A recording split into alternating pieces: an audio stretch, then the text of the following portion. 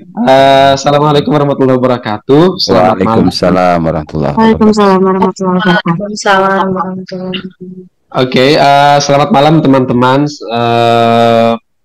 Saya perkenalkan nama saya Imam. Teman-teman boleh panggil saya Imam gitu. Dan saya sekali lagi senang bisa berjumpa teman-teman pada kesempatan pada malam hari ini. Dan saya sudah membaca link yang sudah dibagikan oleh Pak Sainul 2 hari yang lalu. Saya membaca puisi-puisi teman-teman dan juga membaca penugasan yang sudah diberikan. Oke, uh, sebelum masuk ke sana dan ada sedikit feedback dari uh, saya sendiri sebetulnya tidak jauh dari teman-teman sebetulnya, karena saya pernah tinggal di Banjarbaru 7 tahun ya, dari tahun 2006 sampai 2013. Tepatnya saya nyantri di pesantren Al-Falah. Mungkin ada orang Al-Falah di sini, bisa saya hello gitu ya.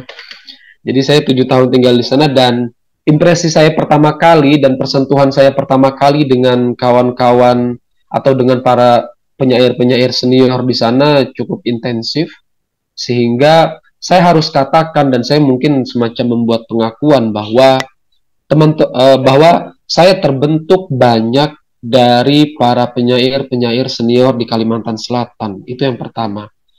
Jadi saya pikir teman-teman sangat beruntung tentu saja bisa memiliki akses ya di Banjarmasin misalnya, khususnya teman-teman bisa berjumpa dengan Kak Hajrian Syah, kemudian dengan banyak penulis-penulis lain, atau misalnya Kak Sandi kemarin ya di pertemuan sebelum saya, misalnya Kak Sandi sempat cerita juga pernah mengisi kelas ini, dan saya pikir itu penting sekali karena sejatinya ya yang teman-teman temui, jumpai itu adalah sosok-sosok yang eh, pada mulanya menginspirasi saya untuk menulis, kira-kira begitu. Jadi manfaatkan sebaik mungkin kesempatan akses tersebut, karena Kalsel ini kaya sekali dengan khazanahnya, kemudian kaya dengan tema-tema lokalitas, sehingga sayang menurut saya kalau ini tidak benar-benar dimanfaatkan.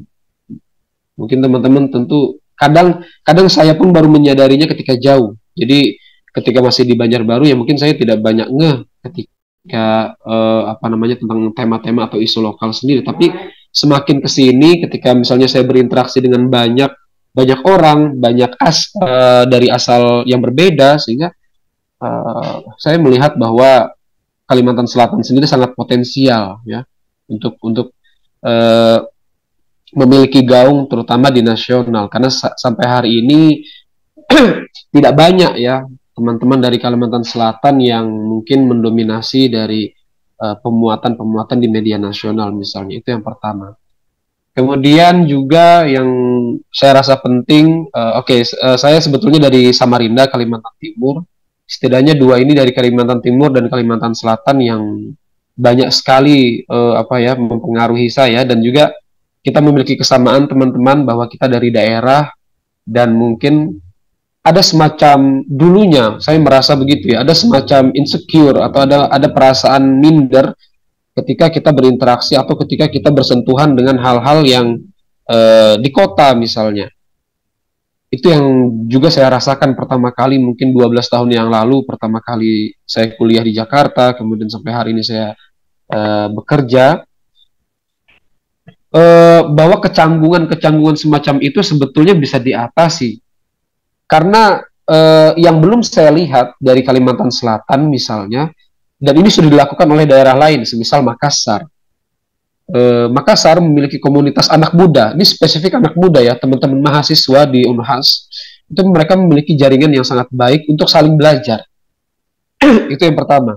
Kemudian di NTT bahkan dengan dusun Flobamora, saya banyak berbincang dengan foundernya Mario Eflawi, kemudian dan Kiki Sulistyo di NTB, kemudian juga bahkan di daerah Manokwari sendiri yang kemarin menang DKJ itu, DKJ Puisi Godi Usnat itu ya, dia dengan komunitas yang sangat kecil di kampusnya, kemudian dia berbincang tentang sastra dan sama-sama berproses kreatif.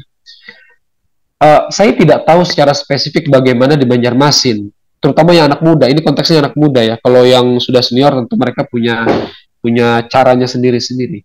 Tetapi setidaknya ya jaringan diskusi kemudian karena sekali lagi menulis puisi adalah hal yang berbeda.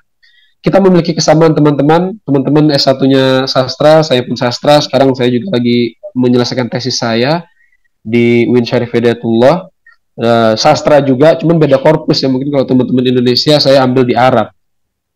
Dan kesamaan itu adalah bahwa kampus, apa yang kita pelajari di kampus sejatinya untuk membaca, ya.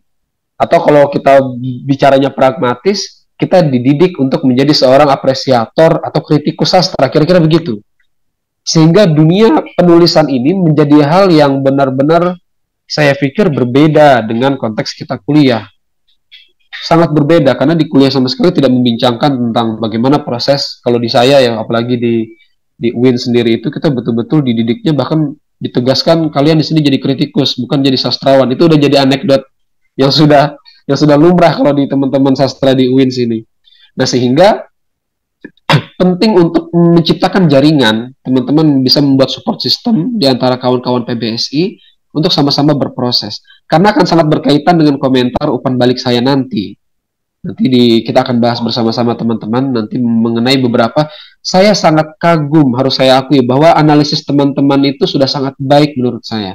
Karena kalau dibandingkan mungkin dari orang yang tidak punya basic sastra sama sekali, teman-teman menganalisisnya sudah mengerti, oh yang namanya personifikasi itu bagian ini, dengan mengambil contoh misalnya dari Sapardi Djoko Damono yang saya lihat banyak itu, bahkan ada yang dari Joko Pinurbo, kemudian dari Khairul Anwar. Artinya pembacaan semacam ini sudah sangat baik. Kemudian juga kalian mengakses puisi-puisi tersebut ya, tentu berdasarkan pilihan kalian atas kesukaan. Tinggal yang menjadi PR adalah tentu bagaimana proses menciptanya. Jadi saya melihat ada yang pertama, komentar saya nanti akan kita bicarakan spesifik di akhir. Ketimpangan itu yang saya rasakan. Penganalisisan teman-teman sudah sangat baik, tetapi dalam prosesnya ya saya memahami betul bahwa butuh proses panjang, ada 1 pertemuan, 2 pertemuan, 3 dan seterusnya, sehingga teman-teman bisa benar-benar ya membuat puisi yang setidaknya lebih baik dari yang pertama, kira-kira begitu.